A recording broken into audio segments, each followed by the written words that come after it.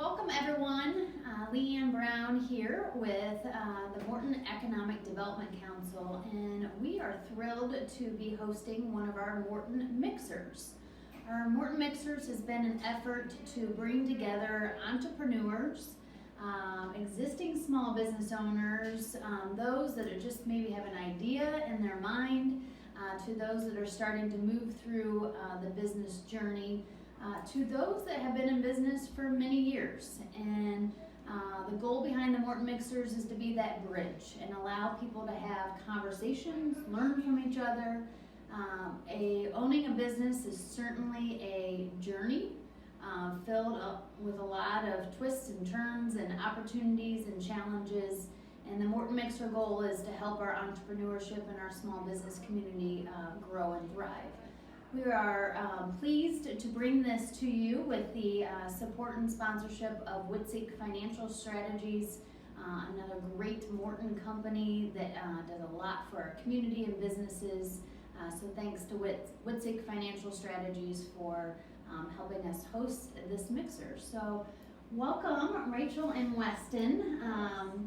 We are here on site at Eli's, and so finally great to be inside a business, and things are starting to open up. Yeah. And why don't we just go back to the basics? Maybe share a little bit about who you are and what brought Eli's on and in your journey. Yeah, perfect. So yes, my name is Rachel Berchtold. My husband, Weston Berchtold. We have owned Eli's for the past 5 years. I've been an employee at Eli since 2010. Katie Vandenberg founded the company in 2005. So we just had our 15-year anniversary, which is quite a milestone for a congratulations. Little coffee shop. Absolutely. So I came on right out of high school. I was going to be a history teacher, and Eli's was my way to pay my way through college. Yeah. It of course took on a whole life of its own as I fell in love with the company and customers and the business model Katie had created. And doors kept opening. I helped Katie open her Tremont location, and then eventually bought the company from Katie and brought my husband along full time as well. So yeah, we are together 24/7, and we just have a really fun time at our 3 different shops now. Wonderful. Yeah. What about you, Weston? Yeah, so I joined in 2016, I guess it was, full time. Okay. And yeah, I just kind of do a lot of the background stuff. HR, some of our equipment, kind of whatever needs to be done, as well as IT and just working on the company sort of at the back end. So. Great, back of the house. Yeah. Important role. So maybe I'm familiar with Eli's and your mission, and just impressed of the structure and the values that you have rolled into Eli's. Maybe talk about your pillars and what that means to you and your customers. Yeah. That was a big portion of what we did right out of the gate when we purchased the company. Katie had these things built into the company, and I'm sure they were concrete to her as well.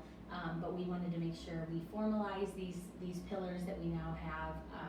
So we worked with a marketing company and really nailed it down to connection, to community, and to heritage. Okay. And now every decision we've made since that time, we really try to come back to those and make sure it aligns with those. So connection in the fact that the connections we make in our shop and the connections you make in our shop with each other are the most important thing, and the thing that's going to keep you coming back. We're not exactly an easy coffee shop to get into. There's limited parking, and there's not a drive-through, and there's stairs, all the things, but we have an incredibly loyal customer base, and a lot of that comes back to those connections we make in the shop. I don't know, you want to chat about the other ones? Yeah, so I mean, community is the second one, and that's for us such an important one. A lot of our donations, but also just our awareness that we're able to raise stays local, stays here in Morton, stays in Tremont and Metamora, where our shops are at. And the other big part of community we feel like is being here, staying open. In a lot of small towns, it's hard to find a place that's open past 5 p.m. It's hard to find a place that's open on the weekends.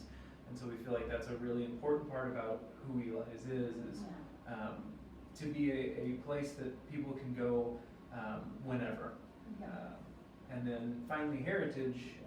One of the first things I tell our new employees is, as soon as they start, is that all 3 of our buildings are over 100 years old. And these buildings were here for a long time before we got here, and chances are they're going to be here for a long time after we're gone. Yeah. So it's important for us to take good care and to treat these historical properties with the respect that they deserve while we're in them. And I think that that's motivated us as we look to forward growth as well. I don't envision Eli's ever moving into a brand new build kind of space. We see in rural America these desolate spaces. There's strip malls that need to be filled, and there's so many vacant spaces that need to be re-inhabited. And those are the kind of spaces we want to inhabit, whether they're 100 years old and have gorgeous exposed brick, or they're a little less glamorous, but they just need a new life. So Yeah, love that. Now, we talk a lot about the pulse of a community can be leveraged and exposed by the vibrancy of coffee shops. You know, it is a place where people go and start their businesses. It's a place where people go and have meetings. It's a place where people go and get the pulse of the entire community. Yeah, we've had people conduct interviews for restaurants that are opening here in Morton, and that's super special to see.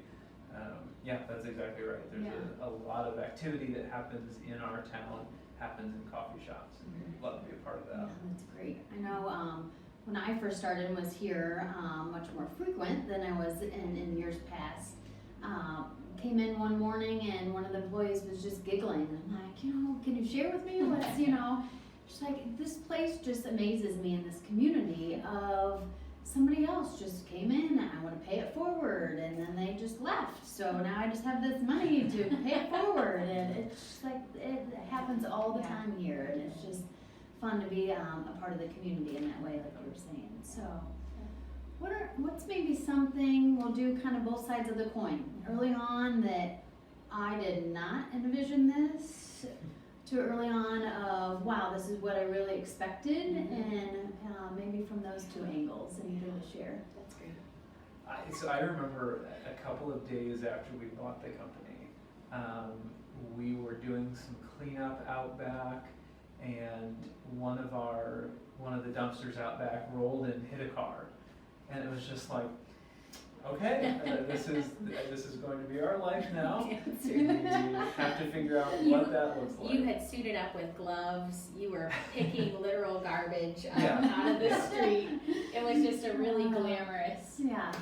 Real moment of what did we just get into? And those little things that you never thought you would have to think about just kind of continue.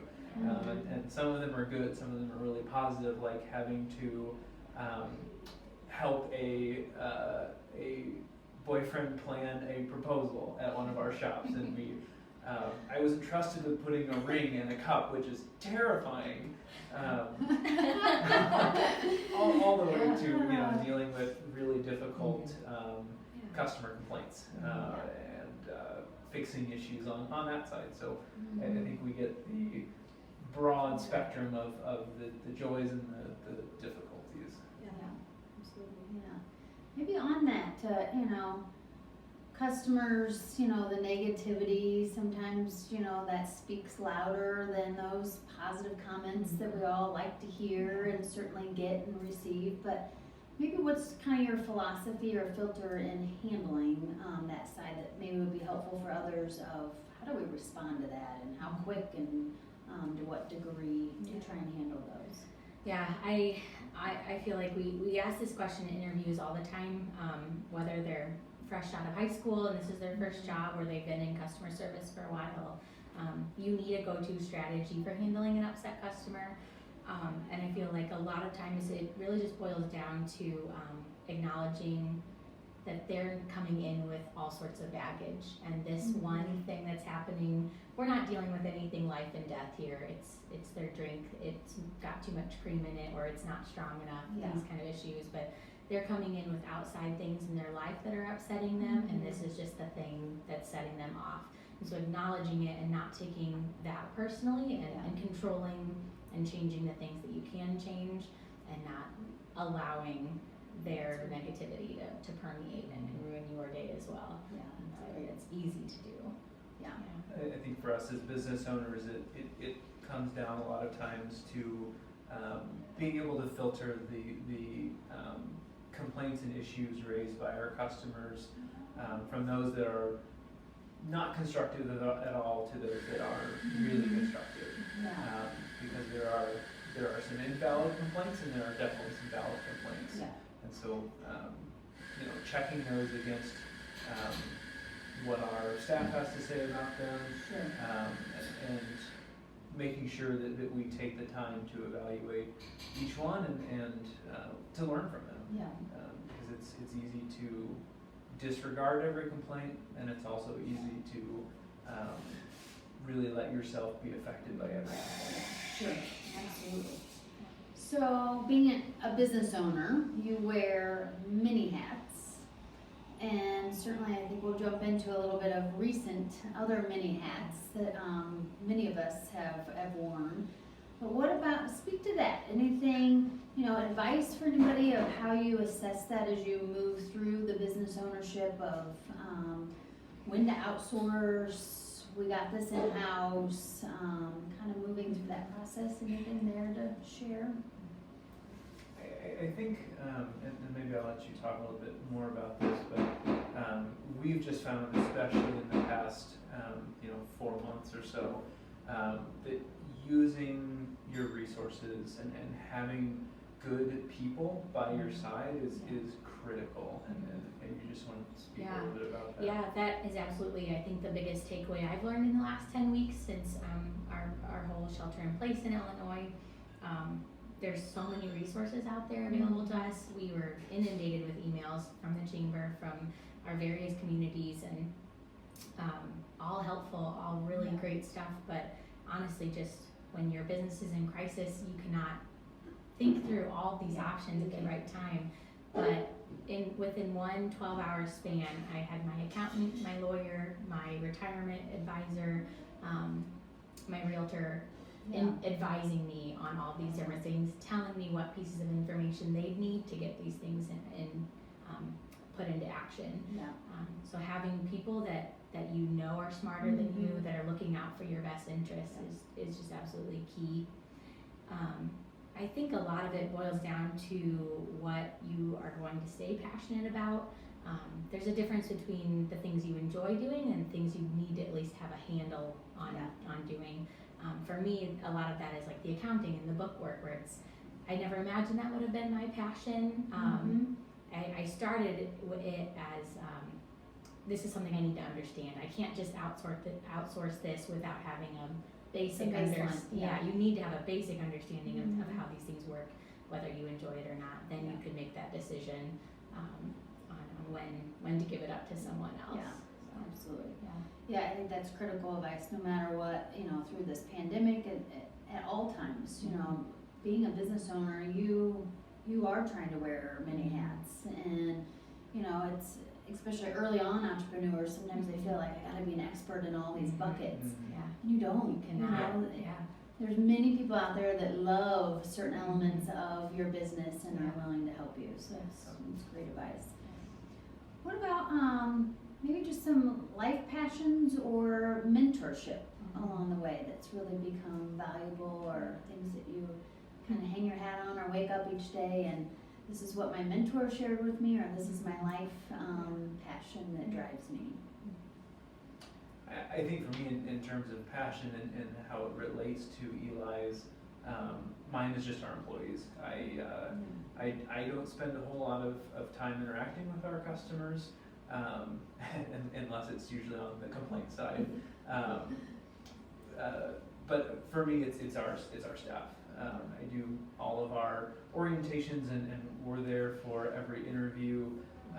And I think we are at this really unique point in a lot of people's lives, where a lot of our employees' first jobs, and that's such a special place to be.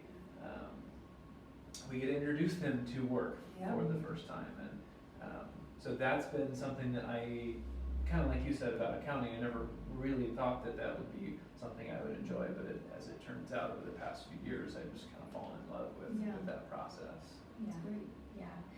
I think for me, I have enjoyed being the face of Eli's in my communities and getting to see each community, how it takes, everything that that keeps it working behind the scenes. I love seeing how all those players come together to pull together for common goals. So being active in the chambers, being active in as many groups as I can, while giving my best yeses to things has been a real passion. Excellent. Yeah. Certainly, we talk with all businesses about workforce, and so having places like this that really propel people into that workforce pipeline and help them set the stage and build a foundation is incredible. So. Yeah. And we have to realize, and I think every small business owner has to realize, that the employees you have will not be there forever. And so whatever we can do to set them up for the future that we know they're going to have is what we should be doing. Yeah. Yeah, you hear often from employers that we try and have that philosophy. We want to build them and create opportunities, and if that means someday they leave, that's okay. We've been able to leverage them and build their capacity, and so it's a good philosophy to have, in my opinion. What about, so it's been some years now since you've owned it.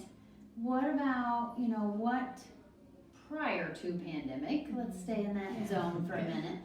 What, maybe something that you wish you knew late in the season of owning that, kind of caught you off guard, or wow, now I finally learned this and I wish I would have known this 10 years ago, on how this. I think, and pandemic really plays into this, but it was something that I think I've been taught, even before that, is just there's always another problem or another crisis around the corner, and so just being able to take a step back and realize that this thing that sounds like the worst thing that can happen to your business is going to be temporary. You'll be able to find a solution and just not get so stressed out about the problems that happen, because they never stop. They will continue. Doesn't have to be the end all. Yeah. Yep. And ultimately our customers are so supportive and so loyal to our company and to so many other small businesses, and they're understanding. They're more understanding and more elastic than we tend to give them credit for. So I think that's probably been one of my biggest lessons. Yeah, I think for me, opening our Metamora shop almost 3 years ago now, it was a real lesson in hiring the right people, letting the people around me do the jobs I've hired them to do, asking for the right help at the right time, and not just being the martyr. I think as the owner of your business, you really want to just be the one that can do all the things. But the reality is, if you've hired a good team, there are people that will do your job better than you. And so accepting that humility and accepting that help is going to be key for your own work-life balance, whatever that looks like for you, and just your mental health, and then the overall health of your company is going to increase when everyone is taking ownerships of the tasks they've been hired to do and growing in the same direction. Makes good sense. So maybe, a lot of the big word is pivot, adaptability, and like you said, it's always, there's always something. There's, life happens, things happen, and kind of seize the opportunities. So maybe let's go there especially through this pandemic and all the various crises, health crisis, economic crisis, everything that's been happening recently. What's kind of the opportunities? Like, how did you quickly get to a mindset where, okay, what do we need to do, and how are we going to take advantage of this time to keep us going? Yeah, I think in moments like this, you can either kind of draw inward and be conservative, or you can kind of acknowledge the opportunities if you're willing to take the risk. So that for us during the last 10 weeks has looked like spinning up mobile ordering, something we had intended to do for quite a while, but never quite understood how that could play into an already incredibly busy shop atmosphere, and adding one more layer of complexity onto that was really a daunting thing. So when this broke out, we decided, there was a financial component to this. It was going to be quite a bit of money to get the software where we needed it to be. So it wasn't an insignificant thing when we had no guarantee of money flowing in to take that on as well. But on the same side of the coin, there we had every opportunity to do it. With reduced traffic in the shops and less distractions, we could focus on this one new thing that would set us up much better for the future moving forward. So that's what we chose to do. Yeah. Excellent. Yeah. Maybe anything else through the last few months that just advice out there, maybe not this crisis, but down the road of whatever, small crisis, large crisis, worldwide crisis, that maybe would be good advice that you have found? I think anytime we deal with, whether we're talking about an economic downturn or any situation where we find ourselves short on income or sales are down a lot more than they used to be, it's such a good opportunity to go back through and find where you're wasting money. Because if you've been open for any amount of time, waste just naturally accumulates in a business. And whether it's a recession or a global pandemic, it's a chance for us, and it's a chance for all business owners to go through, and you're amazed by what you're spending on things. And what you can get by without. Yeah. I didn't think so. That looks like reevaluating food costs. It looks like getting by on subscriptions or services that you don't really need as much as you thought you did. And again, with that customer flexibility, there are certain things they just aren't going to notice, or they acknowledge the sacrifices you are making, and they're happy to also do without those things too. Good. What about advice? A book you would suggest, a quote that you enjoy sharing with others, anything along those lines? That's a good question. Weston has been known to buy textbooks on different business principles, so it gets a little dry. For me, it's not like moments of inspiration. It's just like, well, I've got three different textbooks on franchising or economics that I could recommend. But yes. No, I think the most recent business-oriented book I read and enjoyed was called Profit First. Okay. And it was just a different way to think about when and how you take your profits. It's kind of you expect to be, income minus expenses equals profit. But the author makes the point that you should really flip that around, and if your business isn't profitable, it doesn't really serve any purpose. It's not existing as a sustainable business model. So if you can build your profits into the business first and funnel that out differently. So just a different way to think about your cash flow, and I've enjoyed that. Excellent.